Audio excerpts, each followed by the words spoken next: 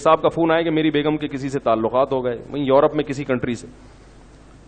تو میں نے کہا کیس کرو. انہوں نے کہا یہاں کیس ویس نہیں ہوتا.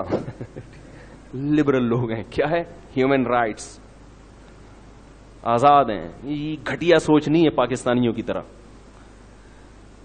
تو میں نے کہا تو پھر طلاق دے دو. کہتے ہیں طلاق دوں گا, آدھی جائیداد گئی اور میری بیٹیاں بھی گئیں. میری بیٹیاں بھی مجھ سے گئیں. کل بیٹیاں بھی یہی کام کریں گی اماں کو دیکھ کے.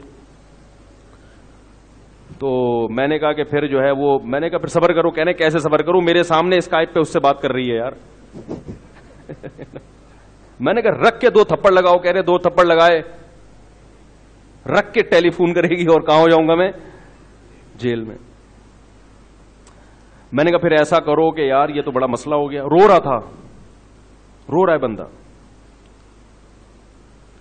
کہہ رہے کہ یار پھر میں نے کہا پھر ایسا کرو ساری جائیداد یہاں ٹرانسفر کرو اور نکل لو پتلی گلی سے. کہہ رہے یہاں بھی بینک میں آؤں گا نا تو گورنمنٹ جب فیصلہ کرے گی تو ادھر کے بینکوں سے پیسہ نکال لے گی, قانون ہے. تو میں نے کہا پھر یہاں ٹرانسفر کر کے پیسہ نکال کے کوئی پراپرٹی خرید لو. اس نے کہا یہ بڑا لمبا ہیڈک ہے, لیکن بچیوں کا کیا ہوگا, 3 بچیاں کیسے لے, وہ تو نہیں لا سکتا میں گورنمنٹ کی اجازت کے بغیر, حکومت پرمیشن نہیں دے گی, میں نہیں لا سکتا.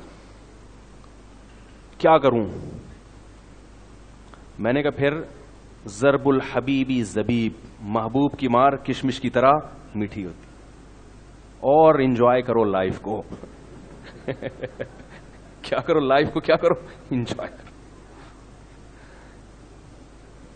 کیونکہ آپ کو لبرل بننے کا بہت زیادہ شوق تھا. اب میں نے کہا ایک ہی حل ہے, یا تو آپ بھی لبرل بن, براڈ مائنڈڈ بن جاؤ, غیرت لیس ہو جاؤ, تو ٹینشن کیا ہو جائے گی, ختم. بولے کوئی بات نہیں, ایکچولی جب ہوتا ہے کوئی مسئلہ. آپ بھی اسکائپ پہ بات کیا کرو کسی خاتون سے. اس نے کہا اس کو تو تکلیف ہوگی نہیں اس کی. یہ اچھا ہے. تو کوئی حل نہیں ہے, کوئی حل نہیں ہے. ٹھیک ہے نا, ایک نہیں ہے, سینکڑوں ہیں ایسے کیسز.